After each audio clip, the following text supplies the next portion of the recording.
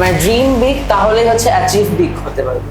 সে বলে না যে একটা সংস্কৃত প্রভার্ব রয়েছে যে কাকচেষ্টি বকধ্যায়ী স্বনিদ্রা তথাই বাঁচায়, মানে কাকের মতো চেষ্টা থাকবে ছাত্রের, বকধ্যায়ী মানে বকের মতো অধ্যয়ন করতে হবে, স্বনিদ্রা মানে কুকুরের মতো একদম সজাগ নিদ্রা থাকবে, আর স্বল্পাহারী বৃহত্যাগী মানে স্বল্প আহার এবং বৃহত্যাগী। আমি শুরু করেছিলাম হিস্ট্রি খাতা মানে সমস্ত শর্ট কোশ্চেন লেখার পরে প্রথমে 8 নম্বরের কোশ্চেন দিয়ে লেখা শুরু করেছিলাম বড় কোশ্চেনগুলো, কারণ তখন হাতের লেখাটা একটু ভালো থাকে, বড় কোশ্চেনটা গুছিয়ে লেখা যায়, লাস্টে গিয়ে আর হাতের লেখাটা অতটা মানে বোঝা যায় না। হ্যাঁ।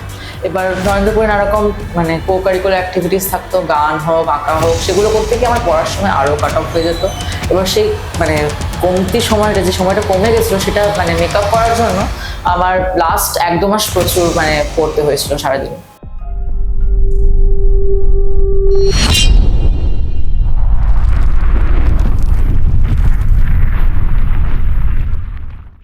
ওয়েলকাম সবাইকে আরো একটা নতুন ভিডিও, যেখানে না আজকের কোনো পড়াশোনার বিষয়ে আলোচনা হচ্ছে না।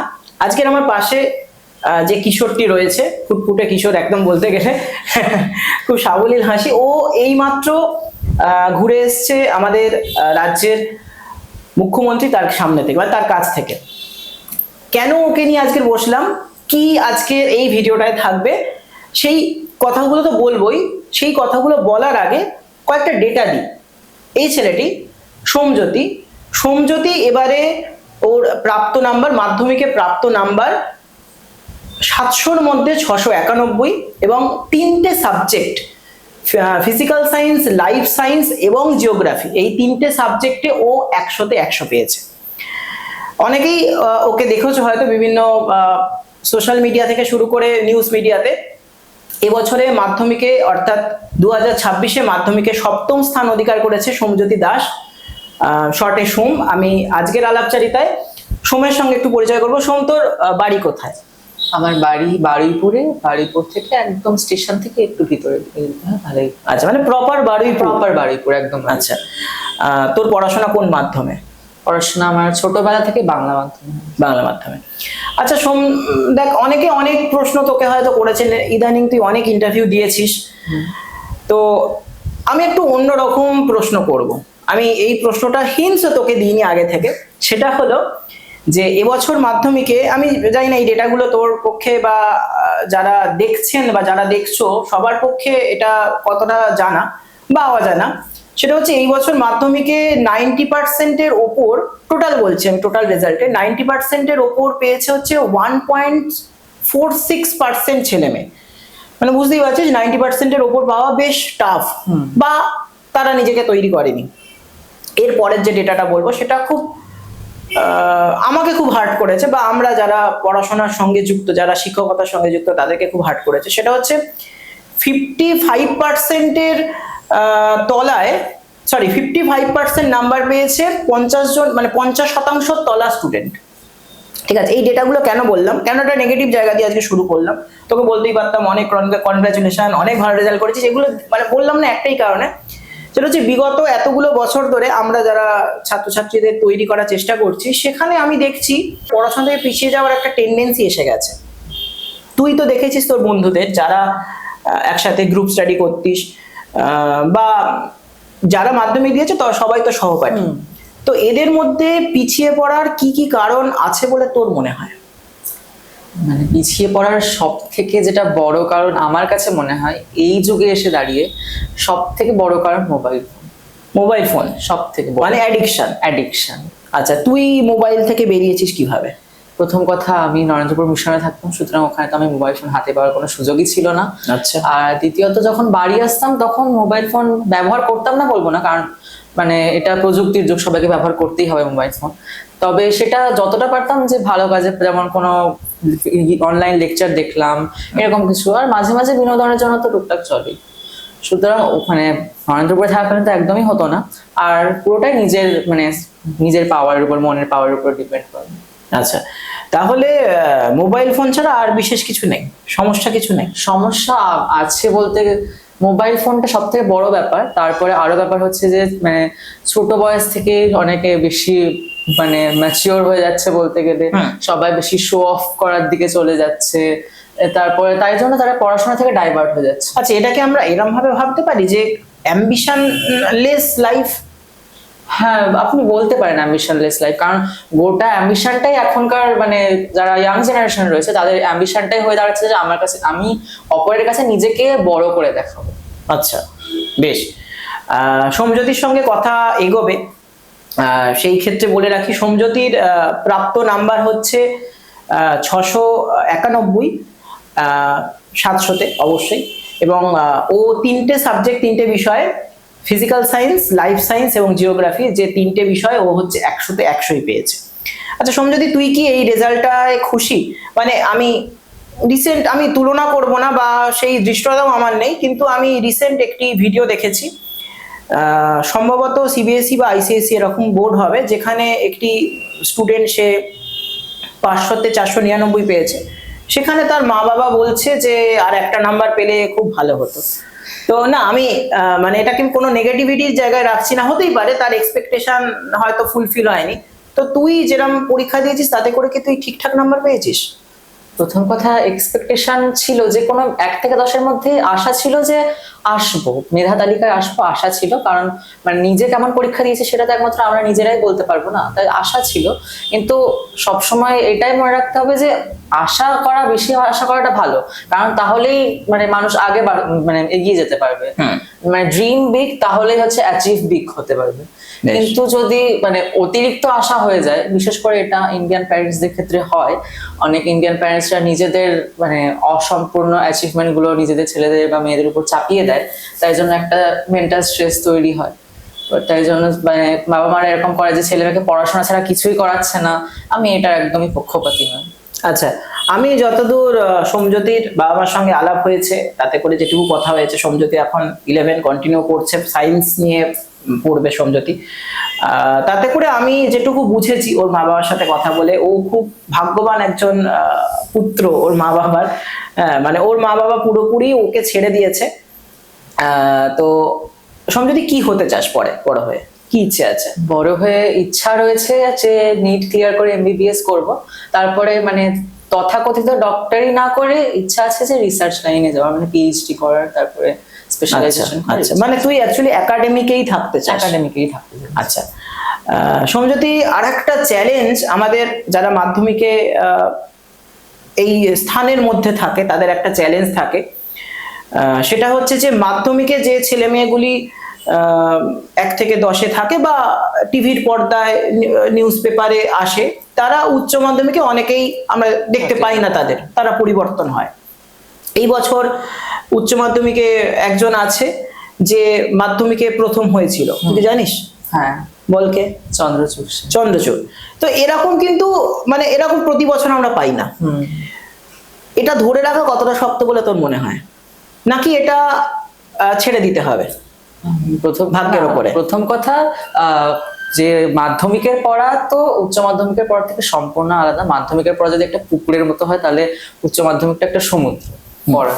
এবার অবশ্যই উচ্চ মাধ্যমিকে আরো বেশি স্ট্রাগল হবে, আরো বেশি কঠিন পড়া আসবে, সেটাকে ম্যানেজ করতে হবে। প্লাস কেউ যদি কম্পিটিটিভ এক্সামের জন্য প্রিপারেশন নিচ্ছে, সেদিকে তো একটু বেশি মন যায়, তাই জন্য বোর্ডের পড়াটা একটু কম ফোকাস রাখে অনেকে, তাই জন্য হয়তো আসে না। কিন্তু যদি সে মানে দৃঢ় প্রতিজ্ঞ হয় যে আমি এরকম মাধ্যমিকে র্যাঙ্ক করেছি, আমাকে সবাইকে দেখিয়ে দিতে হবে আরেকবার যে আমি পারি, তাহলে সে পারবে। আচ্ছা, আমি চাই আর একটা পডকাস্ট করতে সোমজ্যোতিকে নিয়ে, আজ থেকে 2 বছর পরে। আইদার সেটা র্যাঙ্কিং এ যদি হয়, অথবা সেটা যদি ওর যা ড্রিম আছে সেই ড্রিমটা ও যাতে ফুলফিল করতে পারে। ঠিক আছে? সোমজ্যোতির মধ্যে আমি সোমজ্যোতিকে একটা ইনসিডেন্ট আমি মনে করাবো, সোমজ্যোতি হয়তো নিজেই বলবে। সেটা হচ্ছে, সোমজ্যোতি আমার এখানে আমার সেন্টারে, আমার ইনস্টিটিউটে যখন পড়তে আসে, 8ই মে বোধহয় তোদের রেজাল্ট ছিল। হ্যাঁ, ওরা 7 তারিখ পড়তে এসেছিল। তো 7 তারিখের একটা ইনসিডেন্ট সোমজ্যোতি বলবে আমাদের।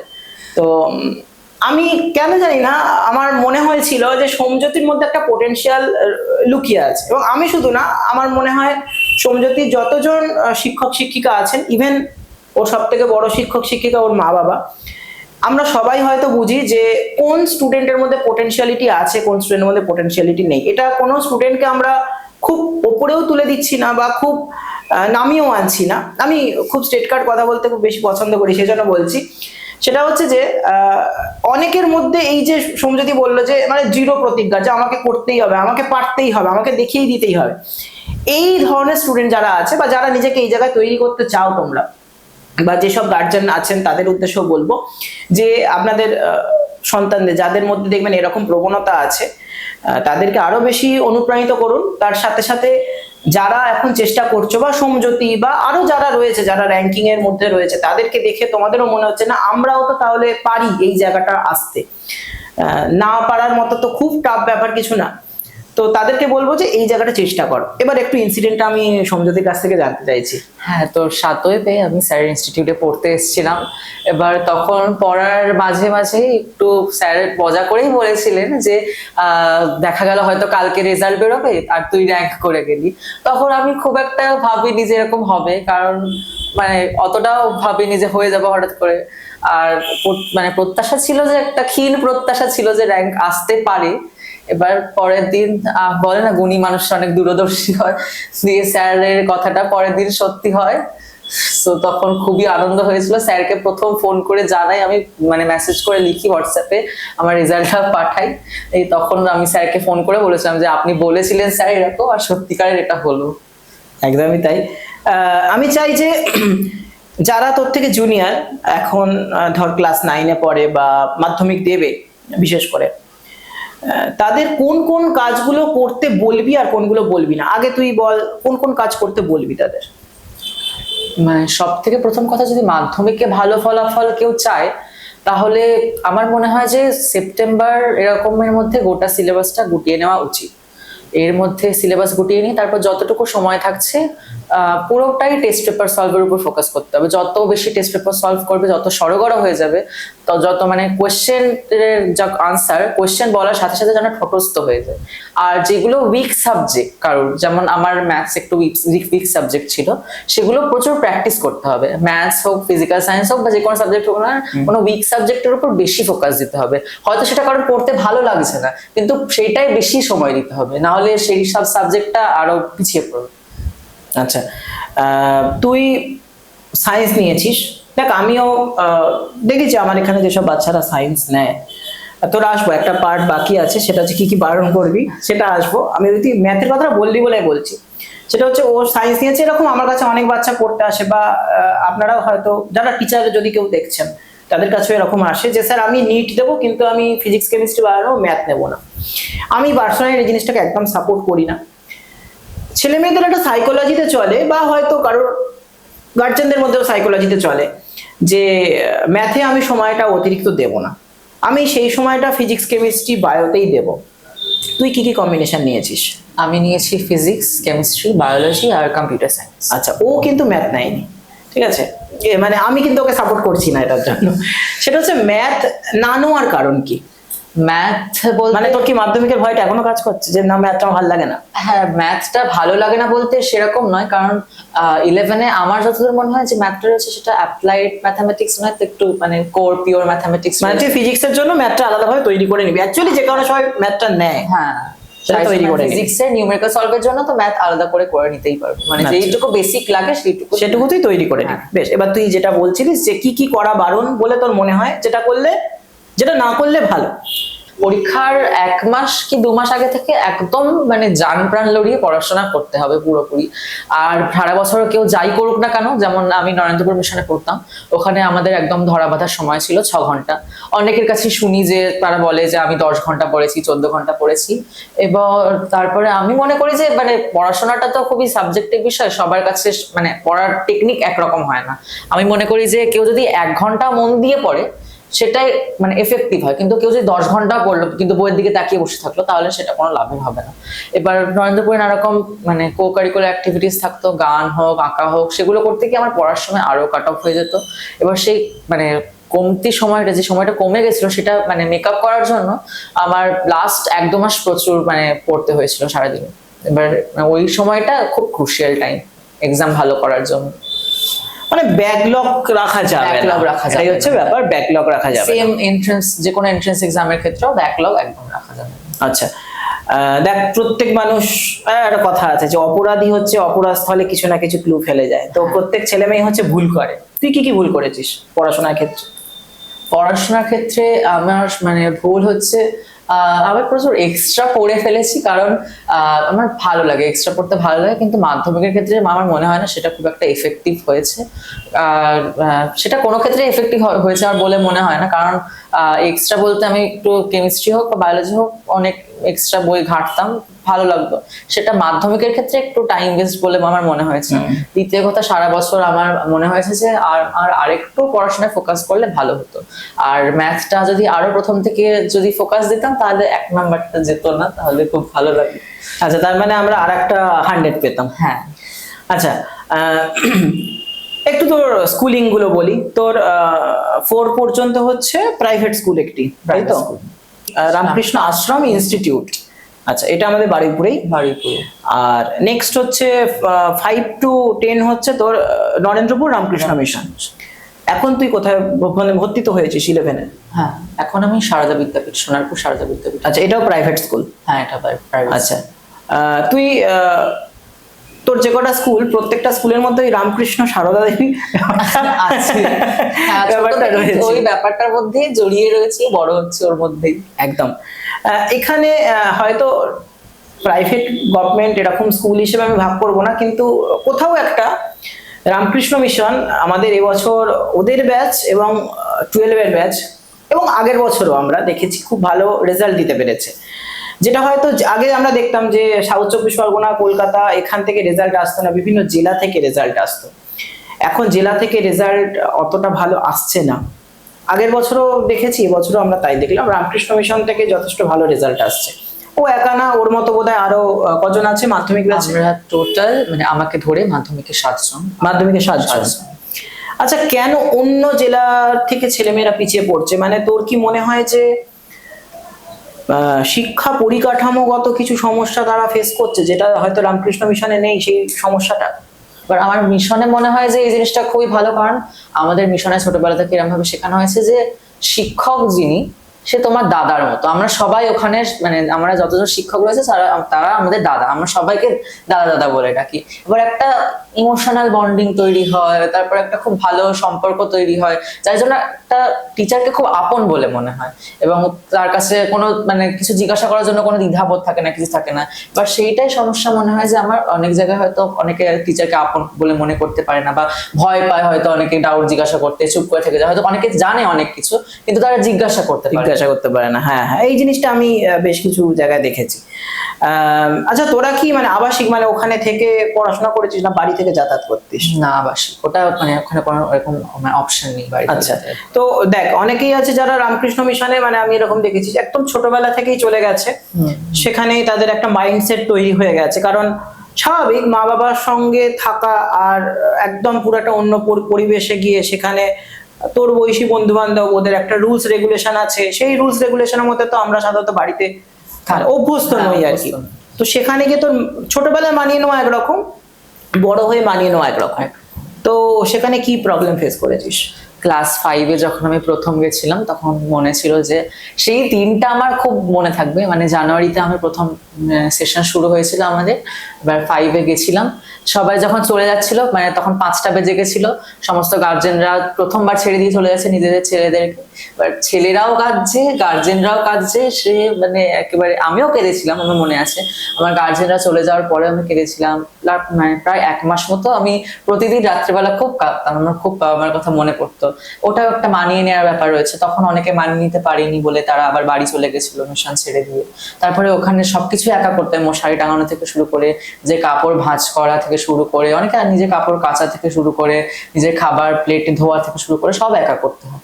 এবং সেই স্বাবলম্বী হওয়াটা আমাদের মিশন শেখায়, সেটা অনেকে পারে না। হ্যাঁ, আচ্ছা, তাহলে এই যে ধর আজকে রামকৃষ্ণ মিশনের এত ভালো রেজাল্ট, তো সেখানে কি এই রুলস রেগুলেশন, স্বাবলম্বী হওয়া শেখানো এবং ত্যাগ, মানে তোরা যখন ধর মা বাবাকে, এটাও তো একরকম ত্যাগ, মানে মা বাবার সঙ্গটা পাচ্ছিস না, এটা কি তোদেরকে আরো বুস্ট আপ করেছে?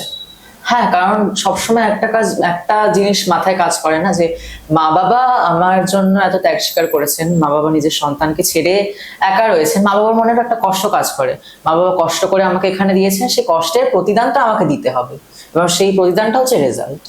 একদমই। আচ্ছা ভাই, একটু অন্য একটা প্রসঙ্গে আসি। প্রসঙ্গ না, পড়াশোনা বাদ দিয়েও একটা লাইফ আছে আমাদের সবার, ঠিক আছে?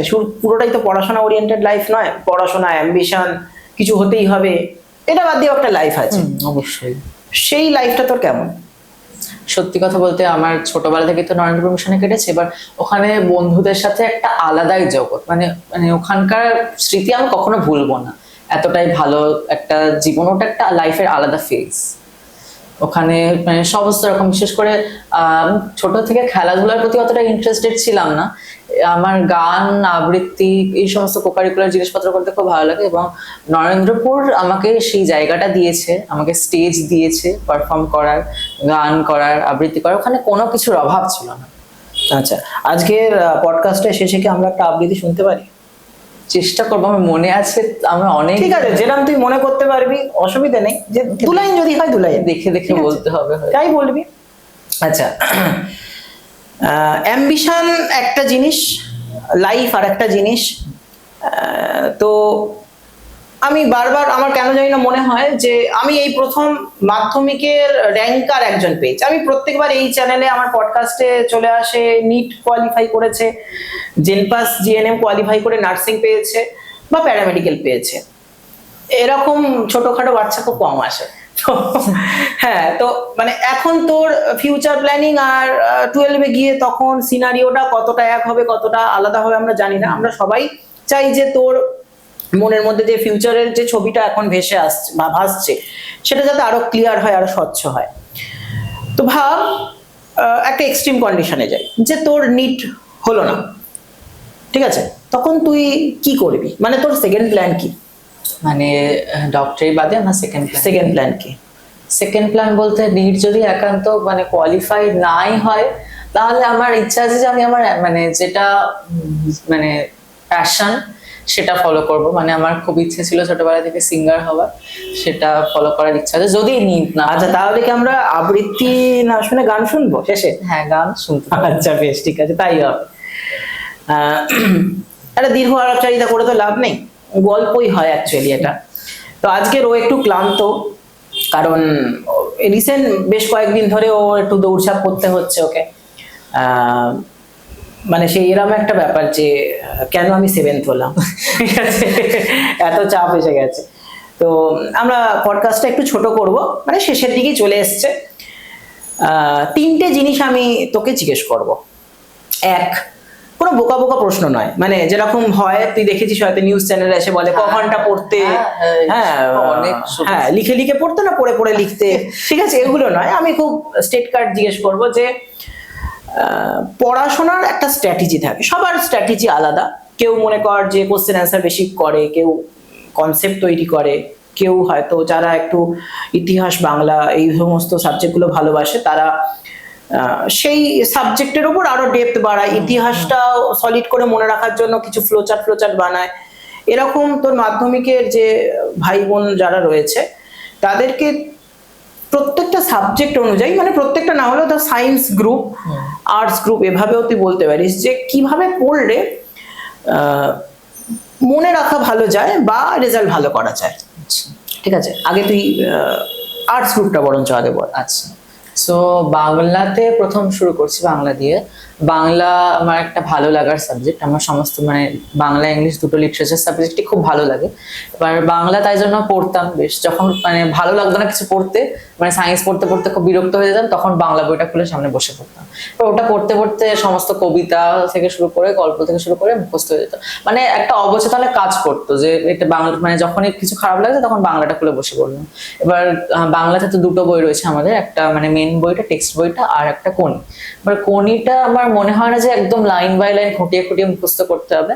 ওখান থেকে কোয়েশ্চেন মানে কয়েকটা নির্দিষ্ট বাছাই করা কোয়েশ্চেন সাজেশন থাকে, ওটা একটু করে গেলেই হবে। আর মানে সব থেকে ইম্পর্টেন্ট বাংলার ক্ষেত্রে যে কিভাবে গুছিয়ে লিখতে হবে, কারণ আগে কি ছিল আমাদের মানে মাধ্যমিকে তো দুটো বাংলার পেপার হতো, তখন খুবই বড় বড় লিখতে হতো, সবাই পয়েন্ট দেখতো না। এখন কি হয়েছে, ট্রেন্ড এটাই যে বাংলায় খুব মানে সুন্দর হাতের লেখায় হোক বা যাই করে হোক মানে স্পষ্টভাবে পয়েন্ট করে গুছিয়ে লিখতে হবে। মানে কোনো কোয়েশ্চেনে সেই নির্দিষ্ট পয়েন্টগুলো থাকলে তাহলে নাম্বার দিয়ে দেয় পুরোটাই।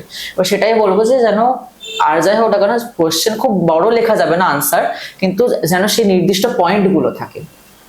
এবার অন্য সাবজেক্টটায় ইংলিশের ক্ষেত্রে বলবো যে ইংলিশের সমস্ত টেস্ট পেপার তো সলভ করতেই হবে।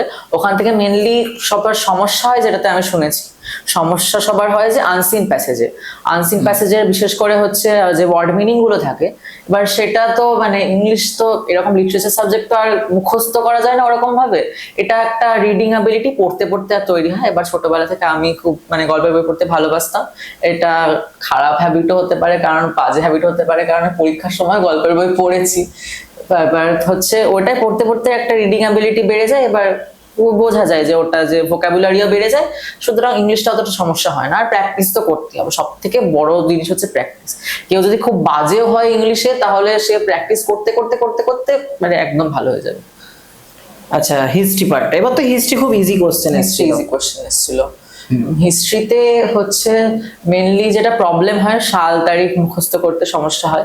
আমি বলবো যে সাল তারিখ কয়েকটা খুব ইম্পর্টেন্ট থাকে, সেগুলো মুখস্থ করতে হয়, কিন্তু খুবই যেগুলো মাইনার সেগুলো মুখস্থ না করলেও চলে। আর যদি একান্ত যদি না জানা থাকে সাল তারিখ, যদি কোয়েশ্চেনে সেটা না চায়, তাহলে না লেখাটাই ভালো, কারণ ভুল লিখলে মানে যে এক্সামিনার আছে সেটা কেটে দেয়, ইমপ্রেশনটা খারাপ হয় খাতায়। আর বলবো যে আমি শুরু করেছিলাম হিস্ট্রি খাতা মানে সমস্ত শর্ট কোশ্চেন লেখার পরে প্রথমে 8 নম্বরের কোশ্চেন দিয়ে লেখা শুরু করেছিলাম, বড় কোশ্চেন গুলো, কারণ তখন হাতের লেখাটা একটু ভালো থাকে, বড় কোশ্চেনটা গুছিয়ে লেখা যায়। লাস্টে গিয়ে আর হাতের লেখাটা অতটা মানে বোঝা যায় না। তাই জন্য বলবো যে ওই রকম খাতা সাজানো হলে তাহলে সুবিধা হবে হিস্ট্রিতে। আচ্ছা, এবার কি ভূগোল বলবি? ভূগোলে আমাদের নরেন্দ্রপুর মিশনের সমস্ত টিচারদের ক্ষেত্রে থেকে আমি খুবই সাহায্য পেয়েছি, এবং সমরেন্দ্রনাথ মোদক যে বইটা রয়েছে সেটা পড়লে আমার মনে হয় না আর কোনো বই লাগবে, কারণ ওই বইটাতে সমস্ত কিছু ইনফরমেশন রয়েছে। ওই বইটা পুরোটা ভালোভাবে মুখস্থ করে গেলে সমস্ত ভূগোলের পারা যাবে। আর সবাই মনে করে যে ভূগোলটা মুখস্থ সাবজেক্ট, কিন্তু এটা মানে পুরোপুরি ঠিক নয়, কারণ ভূগোলে অনেক কনসেপ্ট রয়েছে যেগুলো ক্লিয়ার না হলে কেউ কিছু বুঝতে পারবে না। সুতরাং সেই কনসেপ্ট গুলোকেও ক্লিয়ার করতে হবে। আর ভূগোলের ক্ষেত্রে বলবো যে পয়েন্ট ওয়াইজ যেন আনসার থাকে, যেন মানে অত্যধিক বড় না হয়ে যায়, অপ্রয়োজনীয় বড় যেন আনসার না হয়ে যায়। আর খুব ডায়াগ্রাম খুবই মাস্ট, জিওগ্রাফি ডায়াগ্রাম মাস্ট, খুব মাস্ট। লাইফ সায়েন্স তো আমার আরেকটা ভালো লাগার সাবজেক্ট। লাইফ সায়েন্স আমার মানে ইচ্ছা মানে ভালো লাগতো পড়তে, তাই জন্য পড়তাম, অনেক এক্সট্রা পড়তাম। এবার সেটা পড়তে পড়তে একটা ভালো লাগা তৈরি হয়েছিল বায়োলজির ক্ষেত্রে। তার জন্য মাধ্যমিকের আমার কোশ্চেনটা মোটামুটি সোজাই লেগেছিল, লাইফ সায়েন্স অতটা কঠিন লাগেনি। এবার ভালো করার জন্য বলবো লাইফ সায়েন্স অনেক রকম বই একটু দেখতে হবে। সায়েন্সের ক্ষেত্রে বলবো যে সায়েন্সের ক্ষেত্রে মেনলি মুখস্থ না করার জন্য কনসেপ্টটা তৈরি, কারণ বায়োলজির ক্ষেত্রে অনেকের এটা ধারণা রয়েছে যে বায়োলজি মুখস্থ সাবজেক্ট। এটা আমার শুনতে খুবই খারাপ লাগে, খুবই দুঃখ লাগে। বায়োলজি অনেকটাই কনসেপচুয়াল, সেই কনসেপ্টগুলো ক্লিয়ার করতে হবে। আরো যখন হায়ার লেভেলে যাবে সবাই বুঝবে যে কতটা কনসেপচুয়াল। মাধ্যমিকের ক্ষেত্রে বলবো আমি শর্ট কোশ্চেনে খুব প্র্যাকটিস করতে হবে, আর ডায়াগ্রাম যেন খুব নিট অ্যান্ড ক্লিয়ার হয়। কি আসবে ফিজিক্যাল সায়েন্স তাহলে? ফিজিক্যাল সায়েন্সের ক্ষেত্রে আমার ফিজিক্সে প্রচুর নিউমেরিক্যাল করতে হবে। কেমিস্ট্রিতে তো মানে মোটামুটি হয়ে যায়, কারণ কেমিস্ট্রিতে সোজা সোজা মানে নিউমেরিক্যাল থাকে, কিন্তু ফিজিক্সে প্রচুর নিউমেরিক্যাল করতে হবে। আর একটু পারলে যদি হয় সময় থাকে তাহলে একটু হার্ড যে নিউমেরিক্যাল গুলো রয়েছে অঙ্কগুলো ফিজিক্সের, সেগুলো প্র্যাকটিস করলে ভালো হয়। আর ফিজিক্সের ক্ষেত্রেও হচ্ছে ডায়াগ্রাম খুব ইম্পর্টেন্ট, বিশেষ করে ফিজিক্সের ক্ষেত্রে অনেক সময় আমাদের চায় ম্যাগনেটিজম চ্যাপ্টার থেকে হোক বা ইলেকট্রোম্যাগনেটিজম চ্যাপ্টার থেকে হোক, ওখান থেকে ডায়াগ্রাম চায় অনেক, সেগুলো ক্লিয়ার ভাবে আঁকতে হবে। আর ফিজিক্সের ক্ষেত্রে বলবো কনসেপ্ট একদম ক্রিস্টাল ক্লিয়ার রাখতে হবে। ওখানে যদি কোনো কিছু মানে বোঝা বাকি থেকে যায় তাহলে পরীক্ষার খাতায় কোনো ডেফিনেশনে ভুল হয়ে যাবে। আর ডেফিনেশন কেউ মুখস্থ করতে যাবে না, ডেফিনেশন হচ্ছে পরীক্ষার খাতায় আমি তো বানিয়ে বানিয়ে লিখে আসতাম। যদি কনসেপ্ট একদম ক্লিয়ার থাকে তাহলে তখনই মানে মনের মধ্যে চলে আসে ওই জিনিসটা। আর সব ক্ষেত্রেই বলবো, সব সাবজেক্টের ক্ষেত্রে হাতের লেখা একদম ছবির মতো না হোক, যেন মানে পরীক্ষক যিনি দেখছেন খাতাটা তিনি যেন বুঝতে পারেন যে কি লেখা আছে, মানে স্পষ্ট। আচ্ছা, ম্যাথ ম্যাথের ক্ষেত্রে তো আমি যে মেন স্ট্র্যাটেজিটা ফলো করতাম সেটা হচ্ছে প্র্যাকটিস, প্রচুর প্র্যাকটিস করতাম আমি। আর মেনলি বোর্ড বইটা করে গেলেই হচ্ছে ওখান থেকে ম্যাথামেটিক্স আসে সমস্ত কিছু, আর তার থেকে বেশি কঠিন লেভেলের কিছু আসে না। এই বছর কয়েকটা অঙ্ক মানে একটু হায়ার লেভেলে এসেছিল, আর একটা অঙ্ক মানে ভুল এসেছিল। এবার সেটার ক্ষেত্রে তো ভুল যদি থাকে তাহলে তো নাম্বার পেয়ে যাবে। অঙ্কের ক্ষেত্রে আমি বলবো অনেকের কাছে অঙ্কটা একটা ভয়ের সাবজেক্ট, এবার ভয়টাকে জয় করার জন্য প্রচুর প্র্যাকটিস করতে হবে। এবারে আসি যে লাইফস্টাইল। দেখ, একজন স্টুডেন্টের, আমার তো মনে হয় যে একজন স্টুডেন্টের লাইফস্টাইলের ওপরে তার ক্যাপাসিটিটাও নির্ভর করে, মানে সে কতটা পড়ছে, কতটা মনে রাখতে পারছে, এই পার্টগুলো নির্ভর করে। তো তোর মতে একটা মাধ্যমিক ক্যান্ডিডেটের লাইফস্টাইল ঠিক কেমন হওয়া উচিত, বা তোর কেমন ছিল? আমাদের তো মিশনে ছিলাম আমি যতদিন, ততদিন তো মানে একদম বাঁধা ধরা লাইফস্টাইলের মধ্যে থাকতে হতো আমাদের। সে বলে না যে একটা সংস্কৃত প্রভাব রয়েছে যে কাকচেষ্টি বকাধ্যায়ী স্বনিদ্রা তথাই বাঁচায়, মানে কাকের মতো চেষ্টা থাকবে ছাত্রের, বকাধ্যায়ী মানে বকের মতো অধ্যয়ন করতে হবে, স্বনিদ্রা মানে কুকুরের মতো একদম সজাগ নিদ্রা থাকবে, আর স্বল্পাহারী গৃহত্যাগী মানে স্বল্প আহার এবং গৃহত্যাগী, যেটা সবার দ্বারা তো এখন সম্ভব হয় না, এটা ব্রহ্মচর্যের কথা বলছি আমি, যেটা আমাদের নরেন্দ্রপুরে সম্ভব হয়েছিল। তাই জন্য বলবো যে এইগুলো তো একজন বিদ্যার্থীর ক্ষেত্রে, বিদ্যার্থীর জীবনে খুবই ইম্পর্টেন্ট জিনিস, কিন্তু বর্তমান কালে যুগের সাথে তাল মিলিয়ে আমি বলবো যে মাধ্যমিকের ক্ষেত্রে, মাধ্যমিকটা তো আমাদের জীবনের সর্বোৎকৃষ্ট পরীক্ষা না, এটা আমাদের একটা মানে, আর আমাদের বলতে গেলে এটা আমাদের অন্য লেভেলে যাওয়ার, একটা হায়ার লেভেলে যাওয়ার একটা জাস্ট গেটওয়ে মাত্র। এটা আমাদের একটা টেস্ট মাত্র, যে অ্যাসেসমেন্ট যে আমরা কোথায় রয়েছি, আমরা সমস্ত রাজ্যের মধ্যে আমরা নিজের কোথায় রয়েছি, মেধার মধ্যে আমরা কোথায় রয়েছি সেটা জাস্ট দেখার মতো। এটার সাথে কোনো এন্ট্রান্স এক্সামে কোনো মিল পায় না। সুতরাং তেমন ভাবে মাধ্যমিকের ক্ষেত্রে যে একেবারে লেগে পড়ে আদা জল খেয়ে লেগে পড়তে হবে, এটা আমার মনে হয় না, এটা একদমই আমার মনে হয় না। আর তেমন ভাবে কোনো ফিক্সড লাইফস্টাইল তো আমার ছিল না, আমি পার্সোনাল এক্সপিরিয়েন্স থেকে বলছি, যেরকম টুকটাক করতাম ওরকম। আর সব থেকে বড় কথা, পড়াটাকে ভালোবাসতে হবে।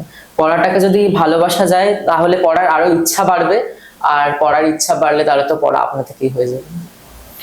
বেশ, আজকের পডকাস্টের একদম শেষ প্রশ্নও বলা যেতে পারে, বা একদম ওই আর কি প্রশ্ন, শেষ প্রশ্ন, সেটা হচ্ছে যে দেখ, প্রত্যেক মানুষের জীবন চলতে গেলে অনেক কি বলবো, অনেক অনেক জার্নিটা তো ছোট না, অনেক বড় জার্নি, অনেক বড় জার্নি। তো সেই জার্নিতে তুই সব থেকে তোর জার্নিতে পাশে কাদেরকে খুব ভালোভাবে পেয়েছিস? মানে যেমন ধর, বাবা মা তো আছেই, তোর স্কুলের শিক্ষকরা রয়েছে, এরকম ভাবে কি কাদের কাদের পাশে পেয়েছিস? তাদের অ্যাকচুয়ালি অবস্থানটা কি তোর তোর লাইফে, তাদের অবস্থানটা কি? সব থেকে বড় মানে অবস্থান, মানে আমার জীবনে যাদের প্রেজেন্সটা সব থেকে বড় আমার মনে হয় আমার মা বাবা, বিশেষ করে আমার মা। সবসময় সব ক্ষেত্রে ওনারা আমার সাহায্য করেছেন, কখনো আমাকে আমার মানে বই কিনে দেওয়া থেকে শুরু করে, আমি শুধু তাই ক্ষেত্রে বলছি, আমার যে কোনো লাইফ ডিসিশন থেকে শুরু করে হোক, কোনো ক্ষেত্রে আমাকে বাধা দেয়নি বা বলেনি যে না এটা করবি না, এটা করলে তুই বাজে হয়ে যাবি। ওরা মানে সব সময় আমার উপর একটা আস্থা ছিল, ভরসা ছিল যে না, আমাদের ছেলে উপর আমাদের ভরসা রয়েছে, সে কখনো বিগড়ে যাবে না বলতে গেলে। এটা আমার খুব ভালো লাগে। আর হিউম্যান সাইকোলজিটা এরকম যে কেউ যদি বলে না যে কাউকে যদি কমপ্লিট ফ্রিডম দেওয়া থাকে তাহলে তার বাজে জিনিস কিছু করতে ইচ্ছাই করবে না, সে অন্য পথে যাবেই না, এটা একটা সাইকোলজি হিউম্যান মাইন্ডের। সুতরাং সেই ক্ষেত্রে আমার মা বাবার বড় মানে অবদান সব থেকে বড় আমার বলতে গেলে জীবনে। তারপরে তো আমি নরেন্দ্রপুর মিশনে গেছিলাম, সেখানে আমার ছোটবেলাটা কাটানো 5 থেকে 10 অব্দি পুরোটাই। ওখানে আমি সমস্ত হাউস মাস্টার থেকে শুরু করে মানে ওনারা একদম আমার দাদার মতো বলতে গেলে, ওনাদের সাথে একটা আলাদা সম্পর্ক। ওনারা সবসময় আমাকে এনকারেজ করেছেন, সবসময় বলেছেন যে, সবসময় আমাকে অনুপ্রেরণা দিয়েছেন, বলেছেন যে হ্যাঁ তোর দ্বারা হবে, আমরা জানি। এমনকি যারা অনেক পিছিয়ে পড়া শাড়ির ছেলে হোক না কেন, তাদেরকেও তারা কোনোদিনও মানে দমিয়ে দেননি, তারা সবসময় সবাইকে অনুপ্রাণিত করেছেন। আর স্কুলের শিক্ষক শিক্ষিকা তো অবশ্যই রয়েছেন, শিক্ষক যারা রয়েছেন আমাদের নরেন্দ্রপুর রামকৃষ্ণ মিশনে, ওনারা অবশ্য আমার অনেক সহায়তা করেছেন সব ক্ষেত্রে। আর আমি যখনই কোনো প্রশ্ন নিয়ে যাই না কেন, যে কোনো সময় হোক না কেন, হয়তো এমন হয়েছে কোনো টিচার ক্যান্টিনে বসে খাচ্ছে, আমি সেই সময় কোশ্চেন নিয়ে গেছি, সেই সময় উনি কোশ্চেনটা আনসার আমার একদম ক্লিয়ার করে দিয়েছেন। আর আরো বড় অবদান হচ্ছে আমার যারা সহপাঠী রয়েছেন, তারা আমার যেহেতু আবাসিক বিদ্যালয়ে থাকি, তাই জন্য অনেক সময় এরকম হয় যে কোনো একজন ছাত্র ম্যাথামেটিক্সে ভালো, কোনো একজন ছাত্র লাইফ সায়েন্সে ভালো, এরকম বিভিন্ন ছাত্রের দক্ষতা নির্ভর করে। এবার কোনো ছাত্র যদি ম্যাথামেটিক্সে খারাপ হয়, বিশেষ করে আমার যেটা হয়েছে আমার ক্ষেত্রে, আমি অন্যের কাছ থেকে অনেক সহায়তা পেয়েছি, তারা আমাকে অনেক হেল্প করেছে যে অঙ্কটা কিভাবে করতে হবে। আর সত্যি কথা বলতে এখন অঙ্কের প্রতি একটা কি ভালোবাসাও জন্মেছে, যে ভালো লাগে আমার অঙ্কগুলো করতে, ধীরে ধীরে ভালোবাসাটা বাড়ছে। সেই ক্রেডিটটা পুরোটাই আমি আমার বন্ধুদেরকেই দেবো, কারণ সেই ভালোবাসাটার জন্ম তারাই দিয়েছে। আর ব্যাস এইটুকুই। আর সবাই তো রয়েছে, আমার মনে হয় যে কোনো কারোর জীবনে কোনো রোলই ছোট নয়। যেমন আমাদের হেডমাস্টার মশাই বলেন যে আমাদের এই সাকসেসের পিছনে যিনি সার্ভার রয়েছেন আমাদের ডাইনিং হলে, ওনার অবদান থেকে শুরু করে যিনি নিজে হেডমাস্টার, ওনার অবদান, সবার অবদান সমান। একদম ঠিক। কারণ ওনারা প্রত্যেকেই আমাদের জীবনের একটা গুরুত্বপূর্ণ অঙ্গ, ওনাদের ছাড়া আমাদের জীবন একেবারেই অচল। একদম তাই। আজকের পডকাস্টটা আমরা শেষ করব। আমি বরাবরই সবাইকে বলে থাকি, আপনাদেরকেও বলছি, যারা দেখছেন, যারা গার্জেন আছেন বা যদি কোনো শিক্ষক শিক্ষিকাও আমার এই চ্যানেলটা ভিজিট করেন, তাদের সবাইকেই বলছি যে ওর ওপর কোনো কিছুই আজ পর্যন্ত চাপিয়ে দেওয়া হয়নি। এরকম যখন আমিও শিক্ষার্থী ছিলাম, আমার ওপরেও কোনো কিছু চাপিয়ে দেওয়া হয়নি। আজকের আমি যেটুকু জানি, যেটুকু শিখতে পেরেছি, সেটাই ওদেরকে শেখানোর চেষ্টা করি। তো সেখানে আপনাদের অবদান, যারা পেরেন্টস আছেন, যারা গার্জেন আছেন, তাদের অবদান কিন্তু এই ছেলে মেয়েদের ভবিষ্যৎ তৈরির জন্য সব থেকে বেশি গুরুত্বপূর্ণ। কারণ আমাদের কাছে ওরা কতক্ষণই বা থাকে, ধরুন প্রাইভেট টিউশন 2.5 ঘন্টা থেকে 3 ঘন্টা খুব বেশি হলে, স্কুলেও সব টিচাররা সব সময় যে সব স্টুডেন্টদের সমানভাবে দেখতে পারেন তাও না, তবে সবাই চেষ্টা করেন যে প্রত্যেকটা স্টুডেন্টকে দেখার। সব থেকে বেশি সময় কাটায় ওরা কিন্তু আপনাদের কাছে, আপনাদের থেকেই ওরা সবকিছু প্রথম শেখে, তারপরে সেটার অনেক ব্যাপক লেভেলে, অনেক ব্যাপক স্তরে ওরা আর কি শিখতে পারে, আর কি আমাদের কাছ থেকে সেটা শিখতে পারে। শেখার মাধ্যমের কোনো অভাব নেই, আজকাল ইউটিউব থেকে শিখেও লোকে নিট পাস করেছে, এমনও আছে। তো যে জিনিসটা আপনাদের কাছে আমি খুব করজোরে অনুরোধ করব, সেটা হচ্ছে যে ছেলে মেয়েদেরকে তাদের ভালোবাসার সাবজেক্ট, তাদের ভালো লাগার বিষয় নিয়ে পড়তে দিন। আর কোনো কিছু জোর করে, দয়া করে চাপাবেন না। এটা আমরা যারা শিক্ষকতা করি তারা এগুলো অনেকবার ফেস করেছি, সেই কারণেই আজকের এই কথাটা বলতে আমি হয়তো পডকাস্টে বাধ্য হতাম। আর একটা ব্যাপার হলো, যারা তোমরা দেখছো, ছাত্রছাত্রীরা দেখছো, আমার ভাইয়ের মতো, বোনের মতো যারা দেখছো, তাদের জন্য বলছি যে আজকের সোমজ্যোতি যদি পশ্চিমবঙ্গের মধ্যে 7ম স্থান অধিকার করতে পারে, সেখানে তোমরাও কিন্তু পারবে। না পারার মতো কিছুই নেই। হ্যাঁ, কয়েকটা জিনিস আমাদেরকে একটু বুঝতে হবে, সেটা হচ্ছে একটা মিনিমাম ম্যাচিউরিটি লাগে, খুব মিনিমাম ম্যাচিউরিটি। 2 হচ্ছে যে তোমার একজন রোল মডেল অবশ্যই থাকবেন, কোনো একজন শিক্ষক শিক্ষিকা হতে পারেন, তোমার বাবা মা হতে পারেন, তাদের কথা সবসময় অক্ষরে অক্ষরে পালন করো, দেখো তাতে অনেক এগোবে। এবং 3rd যে জিনিসটা সব থেকে বেশি গুরুত্বপূর্ণ বলে আমি মনে করি, বা আজকের আলাপচারিতায় ওর সাথে কথা বলেও এসেছে, সেটা হলো যে তোমার একটা গোল, একটা লক্ষ্য জীবনে, সেটা সব সময় তৈরি করো। তাতে করে দেখবে যে সেই লক্ষ্যটা প্রতিনিয়ত তোমাকেও ভালোবাসবে, সেই লক্ষ্যটাও তোমার দিকে, তুমি যখন লক্ষ্যটার দিকে আকৃষ্ট হচ্ছ, লক্ষ্যটাও তোমার দিকে আকৃষ্ট হবে। এটা সাইকোলজিতেই আছে যে তুমি যদি কোনো কিছু ব্যাপারে একনিষ্ঠভাবে ভাবো, তাকেই যদি চাও, দিনরাত চাও, একসময় সেটা তোমার কাছে আসবেই। এটা সাইকোলজিতে আছে। তো দেখো না, চেষ্টা করো, চেষ্টা করলে দেখবে সবই সম্ভব হয়। জানো তো, আজকের দিনে দাঁড়িয়ে আমি বলছি, 2026-এ দাঁড়িয়ে শিক্ষা ব্যবস্থা পশ্চিমবঙ্গে, হয়তো এটা খুব বিতর্কিত জায়গা হয়ে যাবে, তাও বলছি যে শিক্ষা ব্যবস্থার অনেকটা অবনতি ঘটেছিল। এখন সরকার পরিবর্তন হয়েছে, এবং পরিবর্তিত সরকারের কাছে আমার এবং আমার সমস্ত ছাত্রছাত্রীর অনুরোধ হলো যে শিক্ষা ব্যবস্থাটাকে সাজান, যথেষ্ট ভালোভাবে সাজান। এবং এই যারা ছাত্রছাত্রীরা রয়েছে, যারা আজকের দিনের ভবিষ্যৎ, তারা যাতে ভবিষ্যৎটা আরো ভালো তৈরি করতে পারে, সেটা আপনারা দয়া করে দেখুন। আজকে পডকাস্ট শেষ করব। ওকে রিকোয়েস্ট করেছিলাম যে একটা আবৃত্তি হবে না, একটা গান হবে, তো ও চুজ করেছে তার মধ্যে গান। কারণ ও বলেছে যে স্যার আমার দ্বিতীয় ভালো লাগা হচ্ছে, সেটা হচ্ছে গান। তো আমার নজরুলের কিন্তু খুব ভালো লাগে, আমি সেটাই একটা পরিবেশন করার চেষ্টা করছি। আমার আপনার চেয়ে আপন যেজন। আমার আপনার চেয়ে আপন যে জান, খুঁজি তারে আমি আপনার, আমার আপনার চেয়ে আপন যে জন, খুঁজি তারে আমি আপনার। আমি শুনি যেন তার চরণের ধ্বনি, শুনি যেন তার চরণের ধ্বনি, আমার পিয়াসী বাসনায়। আমার আপনার চেয়ে আপন যে জন, খুঁজি তারে আমি আপনার। আমার মনের তৃষিত আকাশে কাঁদে সে চাতক অকুলতি আসে। আমার মনের তৃষিত আকাশে কাঁদে সে ছাতক আকুলতি আসে।